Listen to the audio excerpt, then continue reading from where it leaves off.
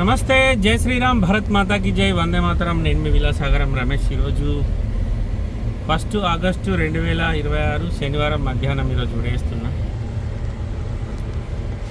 2 రోజుల క్రితం బీఆర్ఎస్ పార్టీకి సంబంధించిన ఉమ్మడి వరంగల్ జిల్లా నర్సంపేట మాజీ ఎమ్మెల్యే గారు పెద్ది సుదర్శన్ రెడ్డి గారు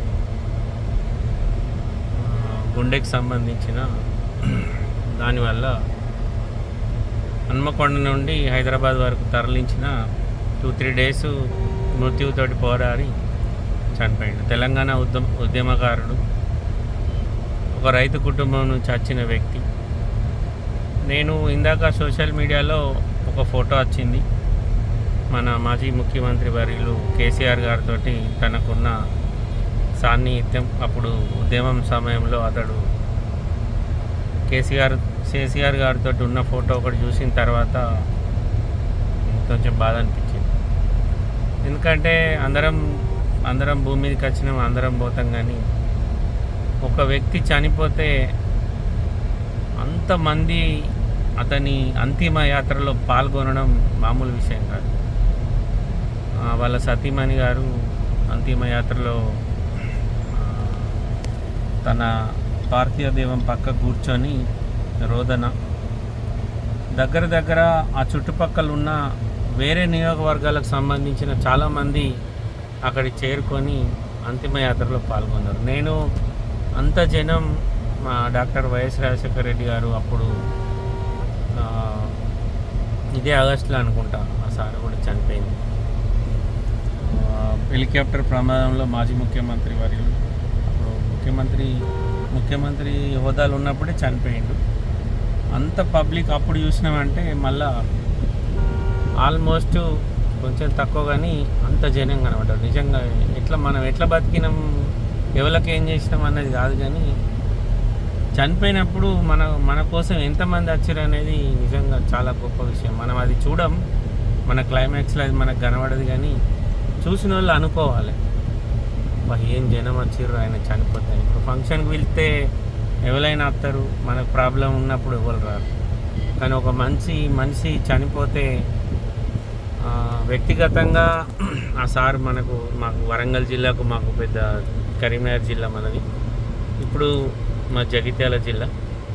మనకు అంత దూరం వ్యక్తి గురించి మనకు పెద్దగా తెలియదు, కానీ ఒక రైతు కుటుంబం నుంచి వచ్చి ఉద్యమంలో పాల్గొని కేసీఆర్ గారిని వదలకుండా చివరి వరకు సార్ తోటే ఉండి చనిపోయినాక కూడా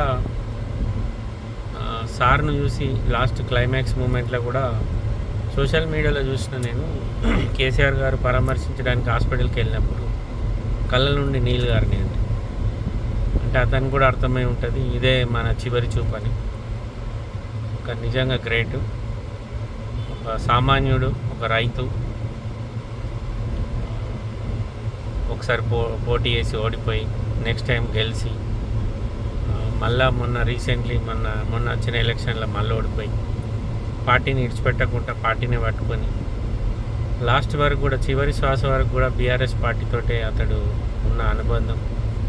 అతని అంతిమయాత్రలో చాలామంది ప్రముఖులు, మాజీ మంత్రులు, ఎమ్మెల్యేలు, ఎంపీలు అందరూ పాల్గొన్నారు. కానీ జనసంద్రం చూసిన తర్వాత నిజంగా చనిపోయినా కూడా ఇట్లా మనకు చివరి వీడుకోవాలనేది ఇట్లా ఉండాలనిపించింది. నిజంగా చాలా గ్రేటు, ద గ్రేట్ లీడర్. ఆ దేవుడు మీకు ఎక్కడున్నా మనశ్శాంతి ప్రసాదించాలని కోరుకుంటున్నా సార్. మీతోటి మాకు పెద్ద అనుబంధం, సాన్నిహిత్యం ఏం లేదు, కానీ మీ అంతిమ యాత్ర చూస్తే ఎందుకో మీ గురించి 2 మాటలు మాట్లాడాలనిపించి వీడియో చేసిన. అందరం వచ్చినాం, అందరం బీక్తాం.